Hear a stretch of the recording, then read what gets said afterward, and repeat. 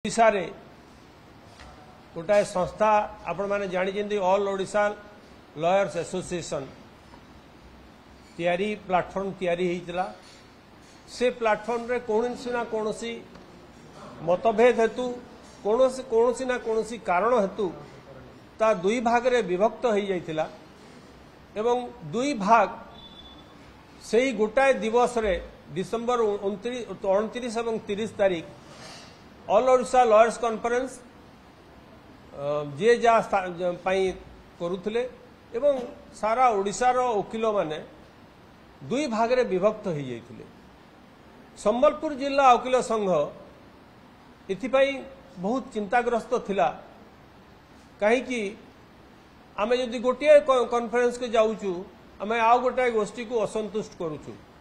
आम भितर यही धारणा थिला। तेणु जितेबाला प्रथम थर लगी वर्ष संबलपुर जिला वकील संघर कर्मकर्ता मान निर्वाचन हला निर्वाचन सरला परे भुवनेश्वर रे ऑल ओडिशा लॉयर्स एसोसिएशन रो गोटे गोष्ठी आमको फेलिसिटेट करिया पई मते एवं सेक्रेटरी को भुवनेश्वर डकैथिले। आमे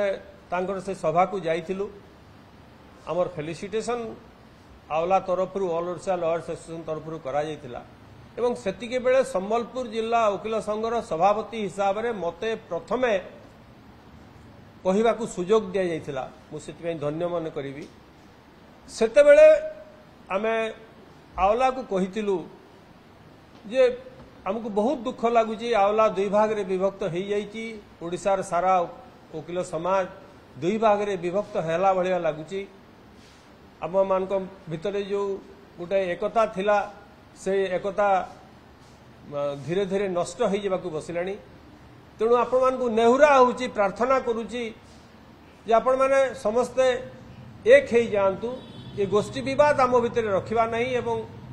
गोटाए जेमती आवला थिला से भली आवला रहिबो। वकील मान को स्वार्थ साधन पाई जनता को स्वार्थ साधन सहित समाज रो बलिष्ठ नेतृत्व नवा पाई आवला गोटे हेकि रहया पाई मैं अनुरोध करिथिलु एवं सेतेबेले मु आमे सेति या भी कमिटमेंट करिथिलु जे जदि संबलपुर बार एसोसिएशन आपण को दुई गोष्ठी भितरे बुझामणा पाई जदि ब्रिज हवा पाई आपण माने कहिबे ताहले आमे ब्रिज हवा पाई मध्य प्रस्तुत अछु। समस्त खर्च मध्य आमे वहन करिवु। आपण मान को दुई जन भितरे कंप्रोमाइज करिकि आमे गोटाए आवला संबलपुर हेई पारिबो बोली सेही अनुसार आमे एथर ऑल ओडिशा लॉयर्स कॉन्फ्रेंस आसवा पूर्वरु संबलपुर जिला वकील संघ रे गोटे साधारण परिषद बैठक रे निर्णय नेलु जे ओडिशा रे all Odisha lawyers conference Sambalpur ठारे अनुष्ठित एवं हेबो एवं दुई अनुष्ठान को आमे चेष्टा करिबा जे दुई अनुष्ठान को एक करिकी गोटे ऑल ओडिशा लॉयर्स एसोसिएशन रो कॉन्फ्रेंस संबलपुर रे हेबो। समस्तकर अनुमोदन सेया रहिला साधारण परिषद बैठक रे जदि दुई गोष्ठी एक हेकी आवला हेकी रहिबे ताहले संबलपुर रे ऑल ओडिशा लॉयर्स कॉन्फ्रेंस भव्य भाव रे संबलपुर रे पालन करा जिवो।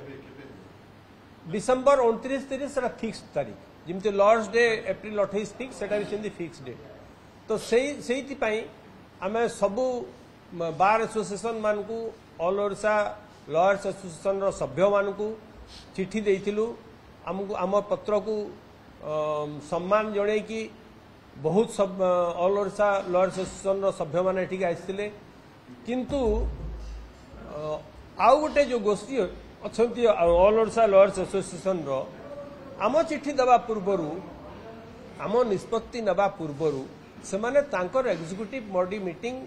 बारिपदारे फिक्स कर देइथिले। तेणु आज सेठिकी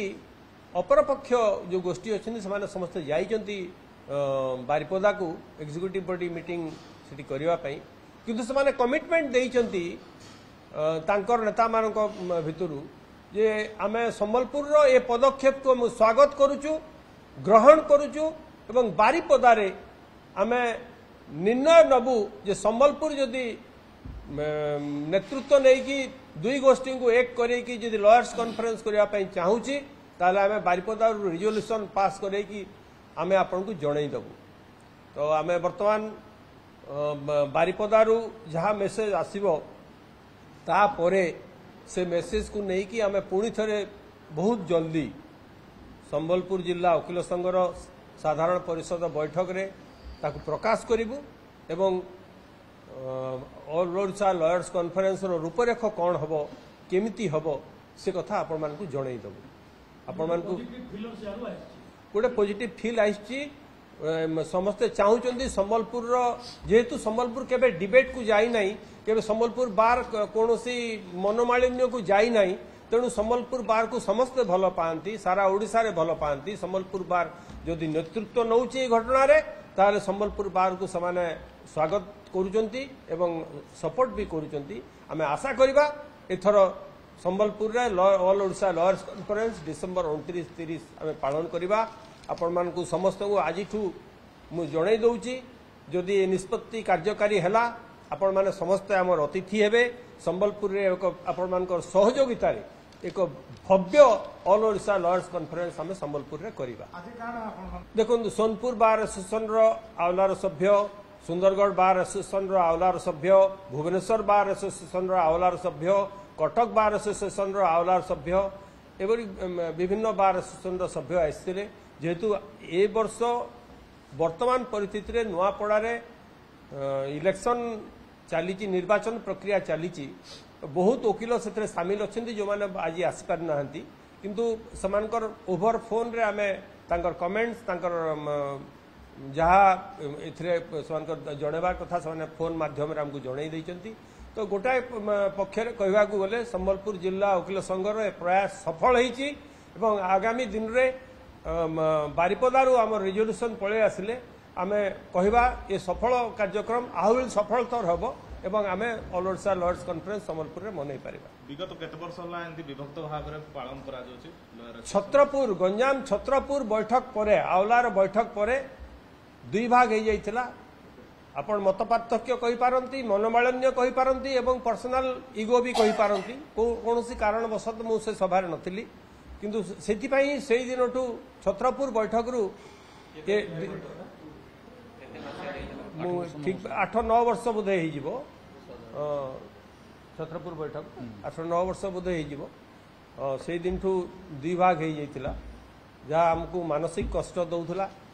जहाँ हो संबलपुर प्रचेष्टा संबलपुर बार एसोसिएशन